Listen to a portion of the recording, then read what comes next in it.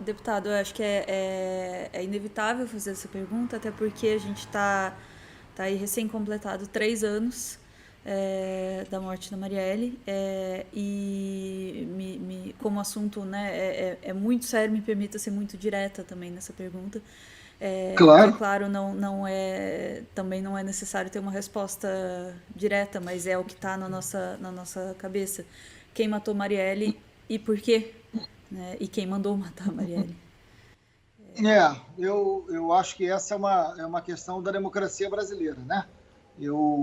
Enfim, a Mari trabalhou comigo muitos anos, a gente era muito amigo, eu conheci a Mari ainda muito menina, e ela trabalhou na minha equipe 10 anos. Ela foi 10 anos da minha equipe, né? Uma pessoa que a gente viveu muito junto, e, enfim, era convivendo na casa um do outro, não era só uma relação de trabalho. Então foi uma morte muito difícil para mim. Eu já tinha perdido meu irmão, morto pela milícia, em 2006, e depois eu perdi a Marielle, então, enfim, é difícil demais até hoje falar sobre isso, né?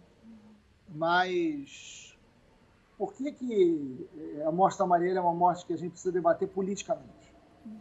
A Marielle, eu nunca fiz isso em relação à morte do meu irmão. Que era meu irmão de pai e mãe, né? Irmão mesmo.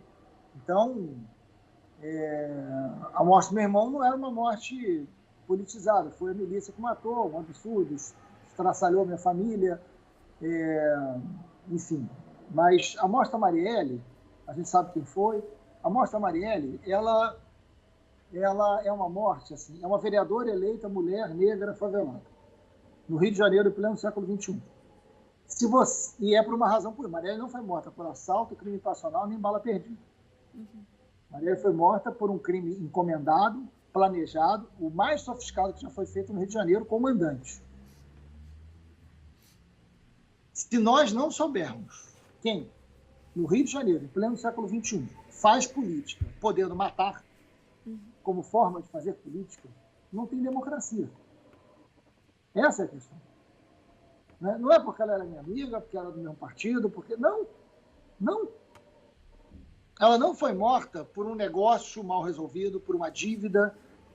Ela foi morta por uma razão política. Se nós não soubermos quem mandou matar a Marielle, a gente não sabe qual é a razão política e que grupo político é capaz de matar. Então não tem democracia. É disso que a gente está falando. Isso é muito grave, gente. É grave para todos nós. É grave, inclusive, para quem não conheceu a Marielle, que foi a grande imensa maioria das pessoas. Vocês provavelmente não conheciam a Marielle antes dela morrer, né? Conheceram depois. O mundo conheceu depois. Tem praça em Paris que tem o nome da Marielle, ruas, homenagens no mundo inteiro. Por que o mundo reagiu? Eu fiquei muito impressionado, porque eu não morava ainda com a Antônia, com a minha mulher, eu estava na casa, a gente morava em apartamentos diferentes, eu estava na casa dela na quarta-feira, né, no 14 de março de 2018, e a gente estava falando da Marielle. Foi um negócio muito impressionante. A gente falava da Marielle à noite em casa. E tinha jogo do Flamengo aquele dia, Libertadores, eu como já disse, enfim, gosto muito dessas coisas, a Marielle também gostava. E aí a gente, enfim, estava conversando sobre Marielle, sobre o mandato, sobre política, futuro. Como toca meu telefone, né? Era o Arley que me ligava, que era o chefe de gabinete dela, e na hora eu estava no meio do assunto, não atendi, ia ligar depois para o Arley, porque eu achei que o Arley estava me ligando por causa do jogo do Flamengo. Aí não atendi na hora e ele insistiu, ficou me ligando, e aí eu falei, bom, tá estranho isso aqui. Aí atendi o telefone e ele falou, o carro da Marielle foi baleado. E eu falei, hã? O carro da Marielle foi baleado. Eu falei, como assim? Onde? O que aconteceu? Mas carro da Marielle baleado? Eu não tinha dimensão do que tinha acontecido ainda, né? E para mim era isso, era uma bala, Rio de Janeiro, né? Essas coisas, né? Aí eu falei, bom, mas eu falei, onde? O que tá acontecendo? Eu falei, cara, não sei direito, muito nervoso. E aí eu comecei a me arrumar, eu falei, me diz onde é que ela tá, que eu tô indo para lá. Né? E não sabia, é perto da prefeitura, e aí enfim. Aí daqui a pouco me liga o marido da Fernanda estava no carro com a Marielle, dizendo, eu tô aqui com a Fernanda, o carro foi baleado, é do lado da prefeitura, etc e tal. Aí eu falei, mas qual rua, mais ou menos aonde? Eu tô indo para lá. Não. E aí eu perguntei, mas cadê a Marielle?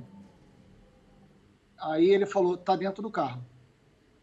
Quando ele falou, tá dentro do carro, eu gelei, né? Porque eu falei, tá dentro do carro? Eu falei, ela morreu? Porque isso não passava na minha cabeça, é inimaginável, né? E ele falou, sim. E aí, enfim, desespero completo, aí a gente chega, e eu cheguei lá, tinha, enfim, acontecido há pouco tempo. No dia, e aí, assim, naquela noite, isso foi umas 9 e pouca da noite, né? Que aconteceu. Naquela noite, quando eu cheguei perto do carro, no caminho eu liguei para a polícia, liguei para o chefe da polícia, liguei para quem tinha que ligar, e eu cheguei junto com o delegado da Polícia de Homicídio. Chegamos junto no local. Né? Cercamos o local, fizemos tudo que tinha que fazer. Quando eu olhei para o carro, lamentavelmente eu ganhei uma experiência nisso, de tanto que trabalhei com esse assunto, eu chamei o Fábio, que era o delegado da época, no canto, e eu falei, você já viu que foi a execução, né? Aí ele, já.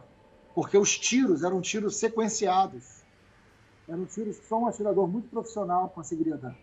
E a pessoa não saiu do carro. Então, assim, são pouquíssimos.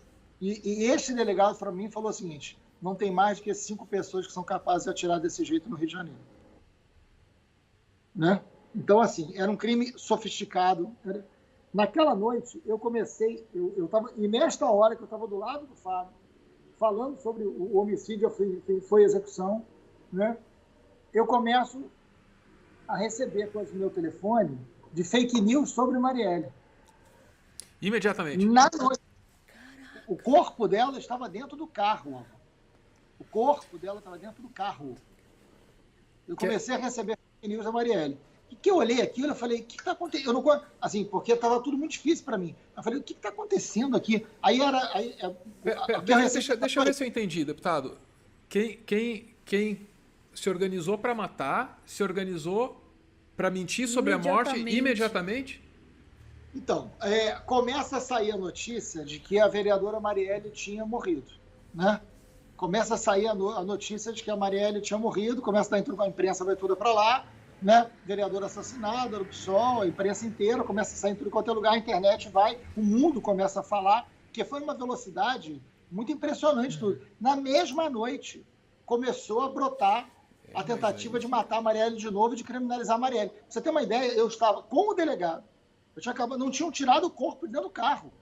Aí me mandaram uma foto que era uma moça negra sentada no colo de um rapaz negro, e a legenda era Marielle foi namorada do Marcinho VP. Não era Marielle, não era o Marcinho VP. Uhum. Na mesma noite, na mesma hora, que eu olhei, eu mostrei para o delegado e falei, olha isso aqui. Aí eu estava vendo que a morte da Marielle era uma coisa muito grave que estava acontecendo no Brasil naquele momento. Né? E aí, no dia seguinte, a gente fez o velório na Câmara de Vereadores, e fomos nós que decidimos fazer na Câmara de Vereadores, sem nenhuma ideia, a gente decidiu isso na hora, ali em frangalhos que a gente estava, e uma multidão apareceu no velório da Marielle. O mundo reagiu àquela violência como tem que reagir. Né? Então, assim, é muito grave o que aconteceu com a Mari, porque é muito grave o que acontece com o Brasil nesse momento. E aquilo ali era 2018, início de 2018, março de 2018. Então, quando a gente fala da Marielle, que as pessoas entendam o que a gente está falando. Não estou falando só de uma pessoa que eu gostava, que eu amava e que eu perdi. Né? Eu estou falando de um país que eu perdi quando Marielle morreu também. É isso que as pessoas precisam entender. Sabe?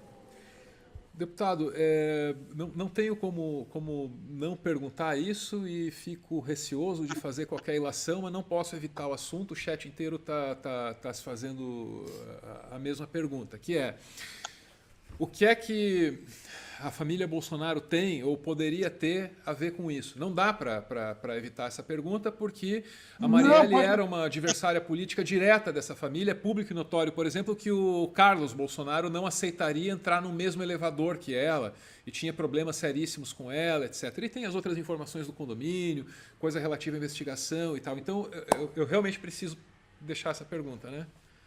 Não, primeiro que vocês podem me perguntar qualquer coisa, não tem nenhum problema. Deixar claro que a gente não combinou nada em relação à entrevista, vocês podem me perguntar. Verdade. O que vocês... Olha, eu acompanho essa investigação de muito perto, né? Por razões óbvias, porque eu não tenho dúvida alguma de que a milícia está envolvida.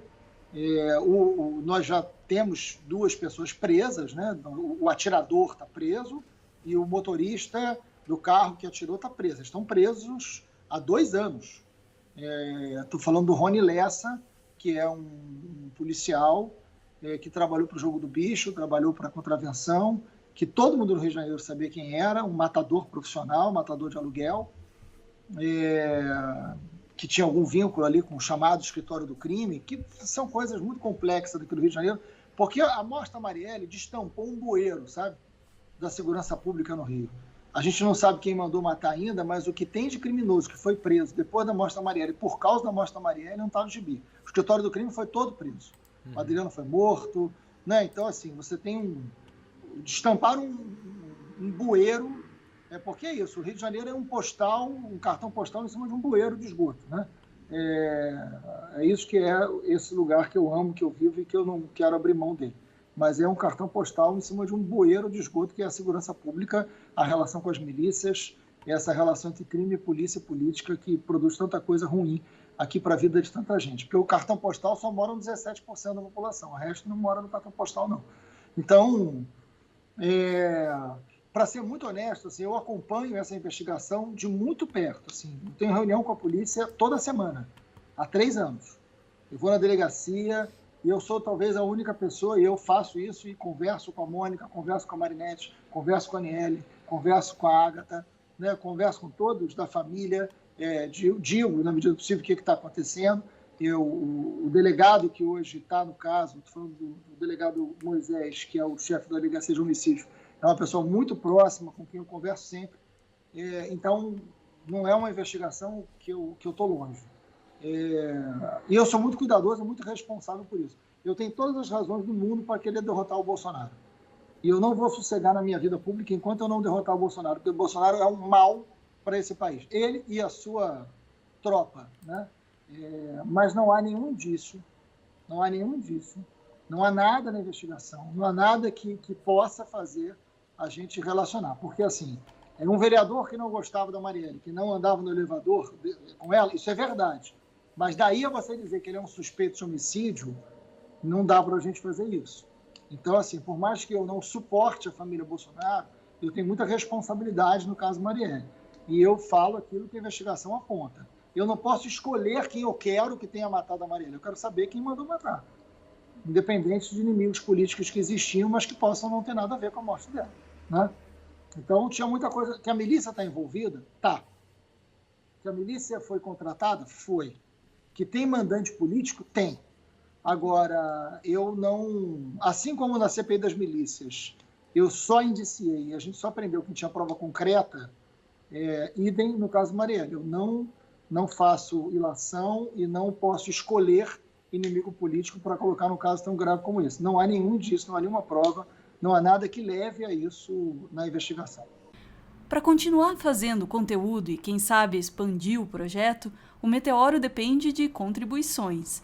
A chave Pix do canal é essa aí, pixmeteoro@gmail.com. Você pode ajudar, mas claro, só se você quiser. Muito, muito obrigada por ver esse vídeo até o final.